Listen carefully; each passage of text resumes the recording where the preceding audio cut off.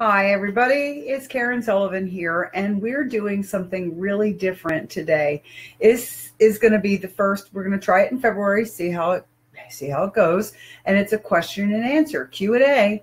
And I have people have sent me questions this week. I'm going to try to cover 3 questions in each session on Thursdays, and I have 3 questions. 3 people sent me a private message and they had questions. Now, I told them that I would not mention their names, and if you want to be mentioned, I can do that, but let's just sort of keep it personal, and some of these things are deeply private. So as a personal trainer and a fitness coach, I have expertise in lots of things about how the body works. I am not a medical professional, and this is not medical advice. As a matter of fact, during this show, you will see and hear that I refer people to their physicians and tell them why they need to go there. Oftentimes, people ask me questions before they even make the appointment to go to see their doctor. Okay, so we've got the first question for today is this lady has an issue where every time she wants to know why it is that when she tries to work her abdomen and doing crunches or anything she tries to do to work her abdominal complex, that she gets spasms in her back. Okay, so it's kind of, sometimes they're up higher in the thoracic area and sometimes they're lower in the lumbar. Okay, so but they spasm, and then she's got this cramp in her back, which is completely uncomfortable. So the first thing, of course, that I asked her is, have you been to your doctor? And she told me that she had an appointment with her chiropractor. And if that is your form of going for help, that's great. That's great. I use a chiropractor myself. But the important thing is some medical professional. She's got, an appointment in a little bit here to do that.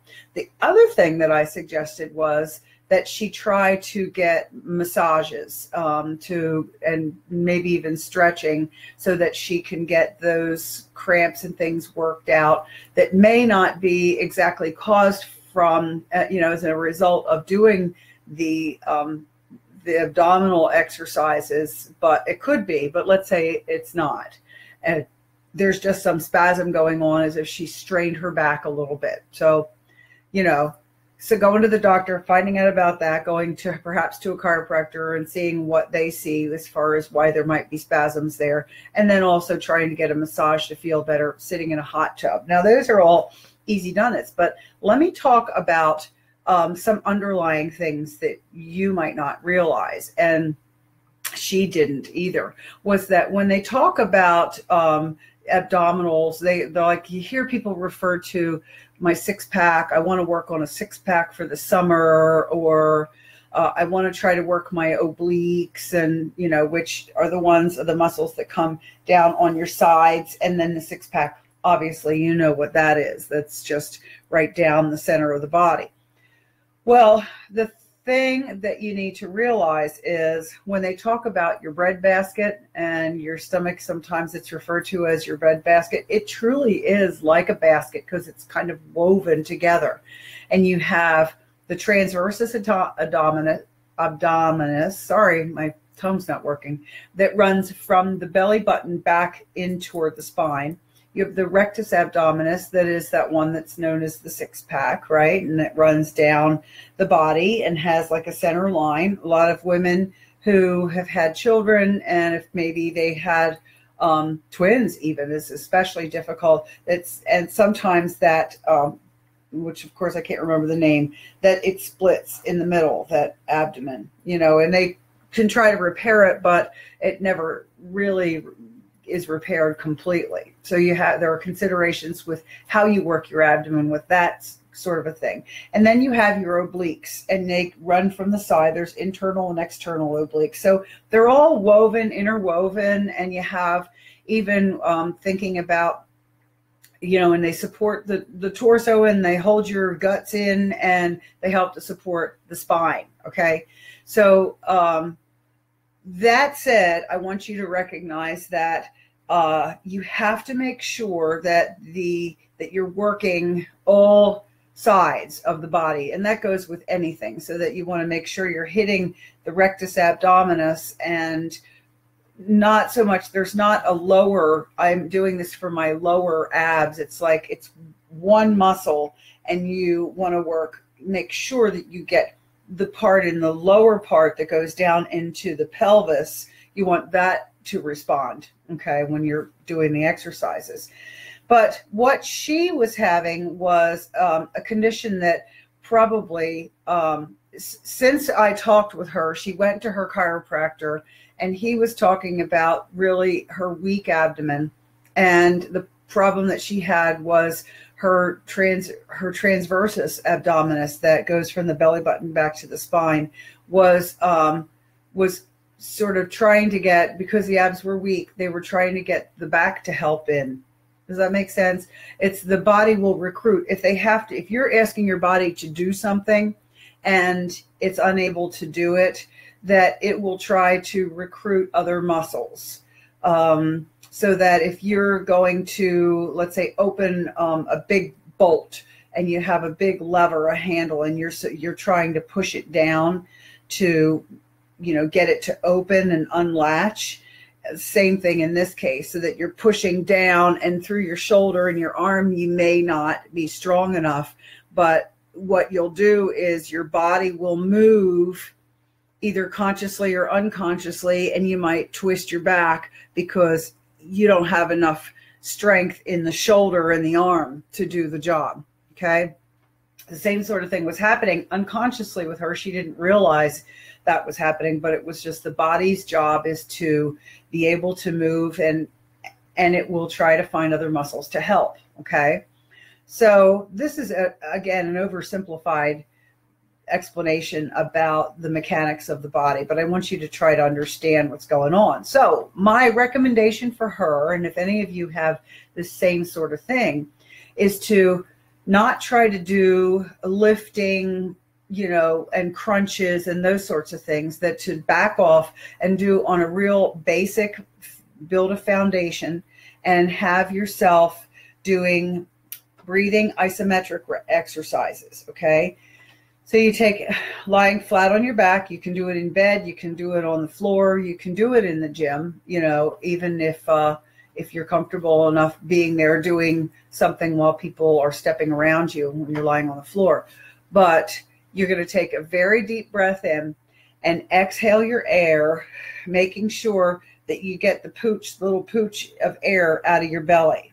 And when you get all the air out, then you brace your abdomen, and you think to yourself, okay, it's not pulling the belly button in. You want to just brace it like somebody's going to come and punch you in the stomach, and you go, oh no, don't do that to me. So it's that tightening of the muscles is what you want, tightening of the muscles. So that will help you to build strength in your abdomen isometrically, tightening them and releasing, and tighten and release. Do it without even lifting your head at all, and it will build the strength isometrically. I know those of you who have been in my classes through the years, and I've taught in 3 states, and I've said this for the last 20-25 years, that you need to, recognizing that tightening your muscles isometrics is really just as good as working with doing weights and weightlifting and body weight exercises. There's a lot of power in tightening the muscles, and it will strengthen. Okay. So I told her that she should do that, bracing the belly and then tightening it, breathing out until the air is all gone, and then breathing in and relaxing the abdomen. Now, the next phase of that would be, after she feels strong enough, is to lift the shoulders. And to do that, you want to put your hands, you sort of intertwine your fingers, and you make a hammock for your head, and you want to hold it so that your head is straight. The spine is totally straight. Don't pull the neck. Don't pull the elbows in around, because then you'll end up in this sort of position and you'll strain the neck.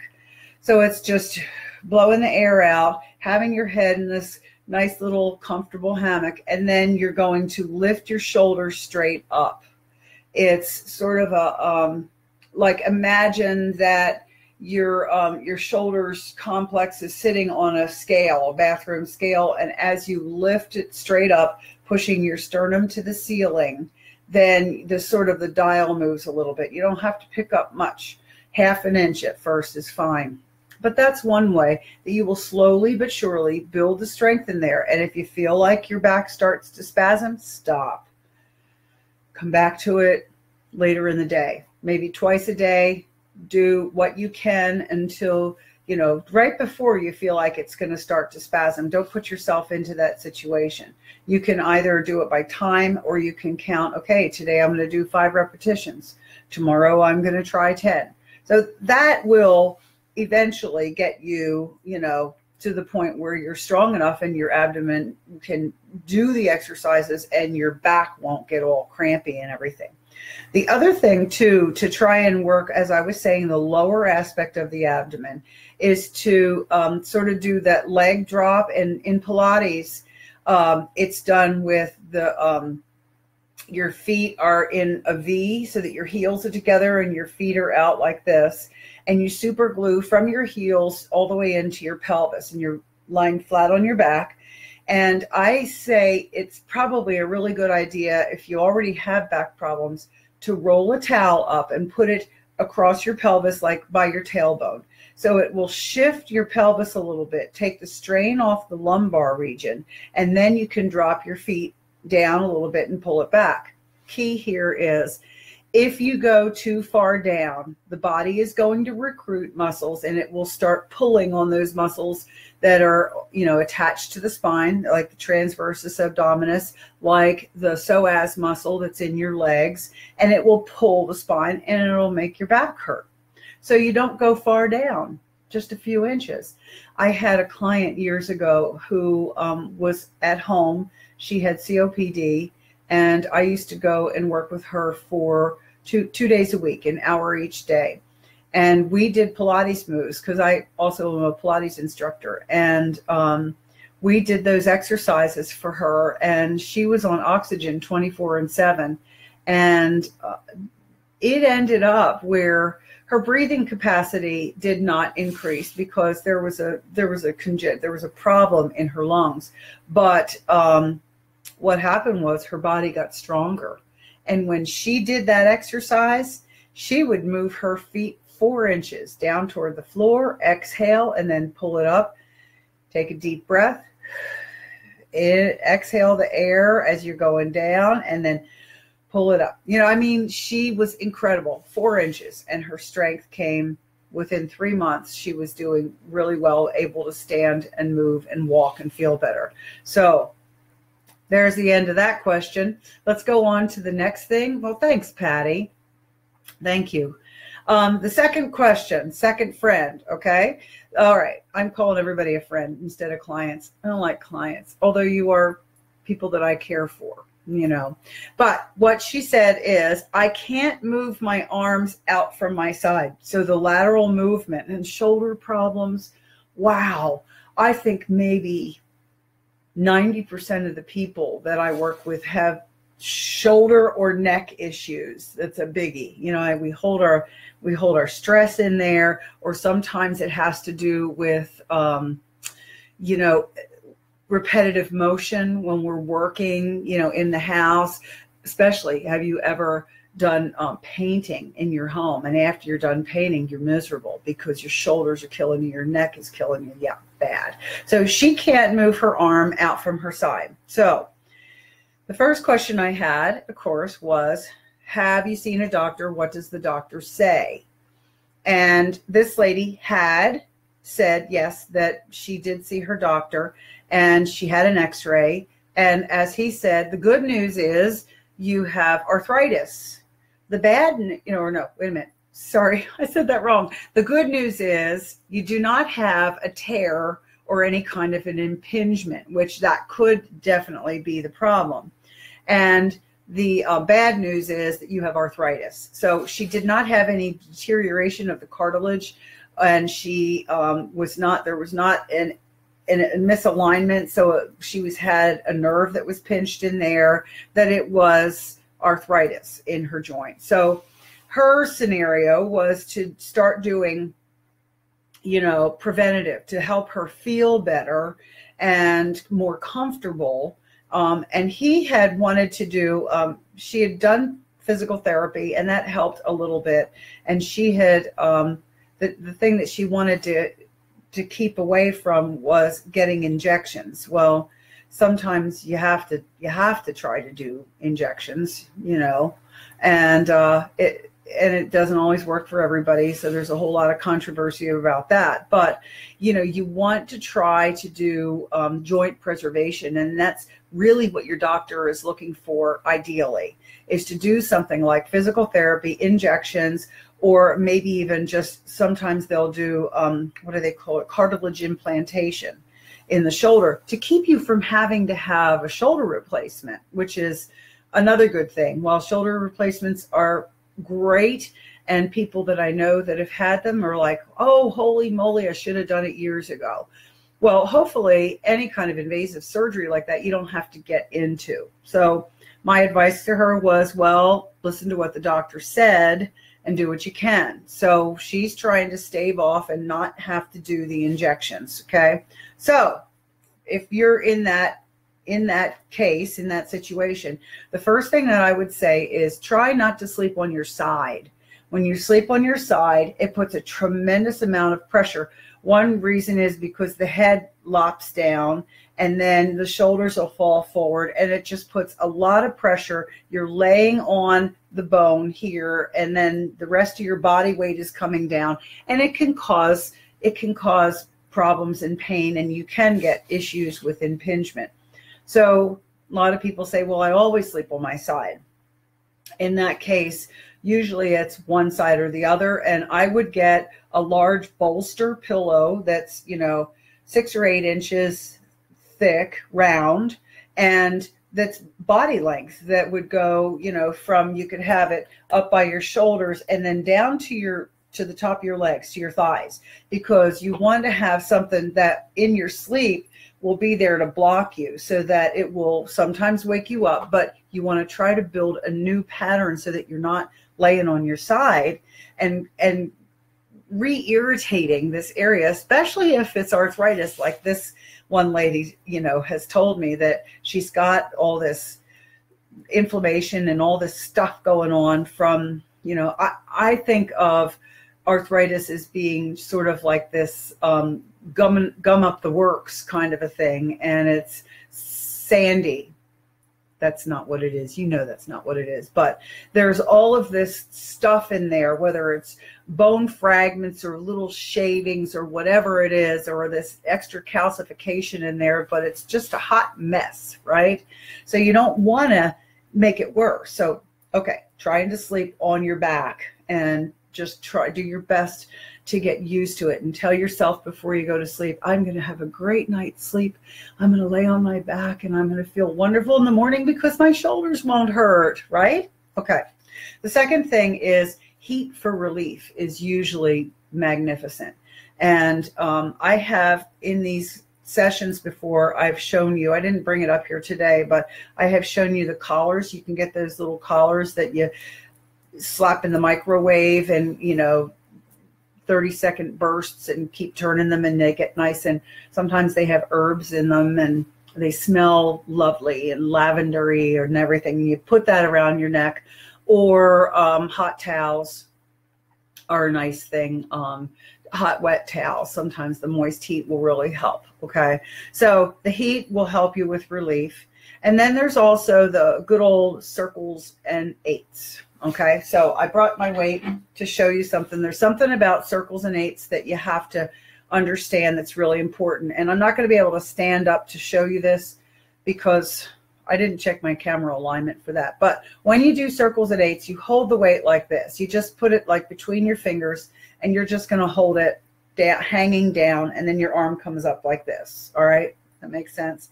So anyway, with the circles and 8s, you're going to stand up and make sure with the other arm you're leaning on a counter. You can do it on the kitchen counter, and then you can really rest your other shoulder on the counter to help support your back, because you don't want to get it strain in your back. And then you're going to do circles in clockwise motion and counterclockwise. First, you do one direction, all one direction. And you think about the way you're holding your hand, and like the back, look at where the back of your hand is, okay? So that as you make your circles, your back of your hand is always facing in the same direction, okay? Does that make sense? It's always in the same direction, whether it's this way going out to the side or this way going forward or whatever. However you start it, you don't do it, because what happens is people try to do the serpentine thing and their hand moves like that. Well, it's turning, it's revolving that muscle in there, that bone in there. We don't want to do that, because we want to work all of the ligaments and everything and the tendons that are attached to in that rotator cuff. We want to have them all worked evenly and the way the body is biomechanically. Okay, it's the way the body's designed. We want to stay with the way the body's designed in our movement. So don't get all fancy schmancy on me with your hand going like this. Especially it's difficult when you do the figure eights. And remember also that your shoulder, the size of your shoulder, you want to go just a little bit outside. So your circles that you're making are only this big. And you have to hang over so that your back is flat and your arm is coming down, and your circles and eights are happening down here right under the shoulder, okay?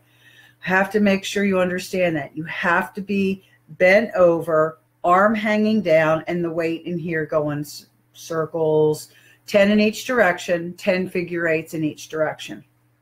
Do both arms, and it will really help you. It really will help you. It's kind of one of those exercises that people go physical therapy and they go, you know, oh, that didn't do anything. Well, it really will help, and it's amazing. And when people who have listened to me, I went on a tirade today about people who don't listen to me, you know, but I'm grateful when people come to me and I have advice, and you can listen and it will help. If you don't listen, it just grieves me horribly. But anyway, the other thing is too, if you have pain, don't use it. Don't use your arm. Don't do the repetitive actions. If you're in an exercise class and your shoulder hurts you when you do a certain movement, or your knees bother you when you do a certain, don't do that. Just don't do that until the pain stops. And for those of you that are in my classes, if you have a pain, come to me either before or after class, and we'll talk about what it might be, and then how we can sort of change the exercises that you're doing and give you an alternative, okay, or a different way to do it that might help. Okay, that was my question number 2. Question number 3. This is a hard one. This lady wrote to me and she said, I cannot give up sugar. I'm like, okay, all right. There is not a fast, easy answer for this, because what we're talking about is addiction. And for somebody to say, I cannot give up, I have had people in the past who have said, I will not give up. That's before even trying, because they don't recognize that perhaps what they are doing is harmful. This lady recognizes that sugar is bad, recognizes that she has an addiction, and also has made the determination that she's not going to try to fix it. You know, a couple weeks ago, maybe it was just last week, I was talking about Gary Taub's new book called A Case Against Sugar. And again, Taubes is a research scientist, and he's a journalist. And he did this research for this book that's blown me away. It's just incredible. It's very detailed and just phenomenal about just how dangerous sugar is. And I'll keep it at that, because I don't want to get into kind of a political conversation about how it's been allowed to be dangerous. But All right, moving on. We have somebody who doesn't want to give up sugar. They can't. They said, no, it's just something I really like and I really need in my system, and I guess has tried. Well, you know, with addiction, any kind of addictions, whether it's alcohol or drugs or shopping addiction or whatever it might be, that the way to stop it is to stop it and to completely pull out. The hard thing with any kind of addiction also is that it's happening on a physical level as well as a mental level. But I also think that there's a spiritual level to it too. And it's a nasty thing. It's really hard. I have an eating disorder, and I like to call it disordered eating because I'm sort of twisted around, you know, in the way that my body or my habits have made my relationship with food. So I've worked really hard to try and reverse and understand that food is not my friend, but it is, and it's not nice. As I had a roommate used to always say, food is not nice. Don't tell me it's nice, you know. But anyway, and to understand that it can be something that is just nice with a palate. Nice. I'm using that word, aren't I? It's tastes good, and the palate, it pleases the palate. And most of all, it's a social time when you eat, to spend, you know, with friends and family and get to know people and really talk. So there's an element of socialization that is okay to have around the dinner table. Okay. But when you're trying to break an addiction, the physical part of it is the most difficult. And so with food, it's particularly hard because we have to eat. We can't not eat. And so eliminating the foods that are sugary, and I'm telling you, honey, they're just salad dressings, ketchup, everything. Look at it. It's not even high fructose corn syrup. Sometimes it's flat out sugar. And honey is still sugar. And if you have an addiction, that's going to set you off too. But the best thing to do is you're going to have to try and clean your palate, and as well as your body. So your palate is the beginning of your digestive tract. Okay. And so cleaning your palate and your digestive tract will really help with the addiction on a physiological level. Okay.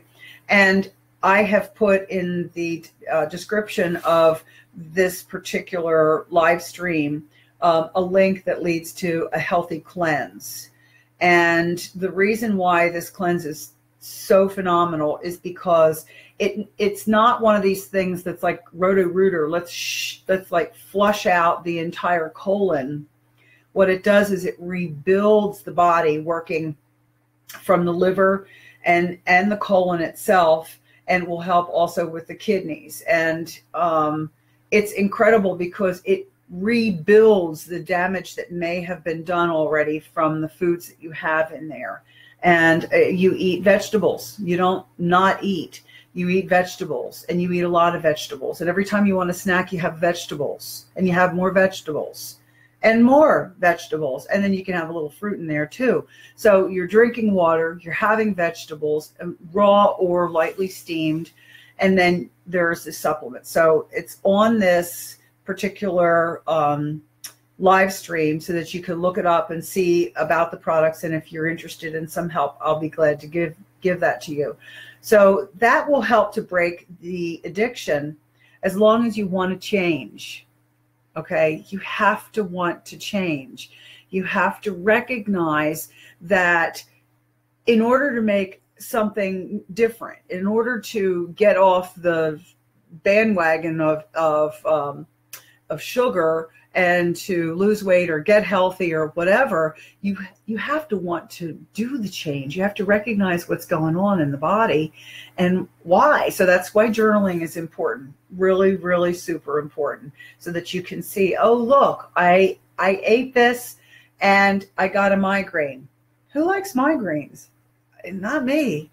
I've never had one. But when I hear people talk about it, I cannot imagine how awful that would be. So really get real, you guys, and let's look at what you're saying when you say, I can't give up something that is really unhealthy for me and makes me sick. Really? Go, okay. So, and I'm speaking to my friend. This is the other reason why I'm not saying people's names, okay? So the second step to this is clean your pantry out. And in this sort of a circumstance, often what I say to people is you just go ahead and start eating good food, finish the other food in your pantry. But in this instance, I would say get everything out of your pantry that is sugar, okay? Anything, jelly, honey, ketchup that has the sugar in it. Look at the condiments. Start using olive oil on your salad with a little balsamic vinegar and a tiny bit of salt and pepper. Fantastic. And that will help you to eliminate and get it completely. Look in your pantry, then go to your freezer and your refrigerator and just clear it out. Because if it's there, you're going to want to have it. You really are. So be honest with yourself and get rid of it. Okay. So let's see. The next thing, and finally, is that I wanted to talk about fake sugar. Okay. And I found this article that's, well, it's old. It's not like this hasn't been said before. This is a 2013 article. Holy moly. Okay. They're talking about diet sugar and the risks and any kind of artificial sweeteners. Now, to my knowledge, as of this date, stevia is not in that, although there are forms of the stevia. Stevia is a plant, you realize, and it's still processed by some companies, and it's made, and there's sugar alcohols that are added to it because stevia plant alone can be rather costly. Again, the food industry is trying to make things available for us, but I don't know that they have waited and done the science to know whether it's good or not. But I'm hopeful. I'm hopeful that it's okay when you use all those products. But when you're using diet soda, wow, it's pretty serious. The report, let's see, this report was done, like I said, in 2013. And it says, of course, they have found that just like regular soda, diet soda, or the consumption of artificially sweetened beverages like diet soda is associated with obesity, type 2 diabetes, metabolic syndrome, and cardiovascular disease. Hello. Okay. Drinking just one can of diet soda today is enough to significantly increase the risk for health problems. The report explains, see, the problem that happens is the body doesn't have a category for diet soda. It sees the artificial sweetener and thinks it's the real McCoy. And so it treats it accordingly. And then there's this metabolic confusion when it sees real sugar. And so there's a whole cattywampus sort of a thing going on. They did not use that word. That's mine. But there are some huge health risks from drinking diet soda. It's not better than soda. It was in 2011. Listen to this, 2011. There was a University of Miami Miller School of Medicine that found daily diet soda consumption was linked to a higher risk of stroke and heart attack. Yeah. So, okay. So what can we do when we still feel like we want something sweet? Okay. One of the things that I do is I make those fat bombs.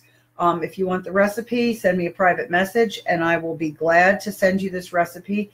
It is coconut oil, butter, real butter, a little bit of almond butter, and some stevia for sweetener, and then the chocolate, Hershey's chocolate powder, the unsweetened powder. And you cook it like candy and then put it in an ice cube tray. And it's phenomenal. It's my chocolate fix when I'm really dying for something sweet. It's just sweet enough. I know at my customer appreciation party, I had them here for people to taste. And one person just went, oh, this is just terrible. And other people who don't eat a lot of sugary things could taste the sugar. And I have tried since then to make them a little sweeter. Nobody in my house eats them but me, but that's okay. I don't have to share. I'm willing to share, but I don't have to. But that is good. And then also berries. Berries are really good because they have a lower impact on your pancreas. So there's not such a big dump of insulin if you're having like blackberries, blueberries, raspberries, and those sorts of things, at least while you're trying to lose weight, an occasional peach and watermelon. But when you're eating fruit, try to make sure that the fruit that you're eating has the pulp is the same color as the skin. So a peach is a great thing. You know, an orange is a good thing because you got that, and they have higher fiber in them as well as the sweetness that comes from the fructose and the sugar. So that's my show for today. If you guys have any other questions, there's a link again. I said that gets you to the Healthy Cleanse. And remember that if you like what you have heard, give me a thumbs up. This will also be on YouTube, my YouTube channel that is Karen Sullivan, or Karen Philly Sullivan, which is my maiden name. And please send me a private message if you have a question, because I'd love to do it. I'll do 3 questions every Thursday. And if you like this thing, I'll keep going with this Thursday Q&A. So thanks an awful lot, you guys. Have a wonderful day. Take care.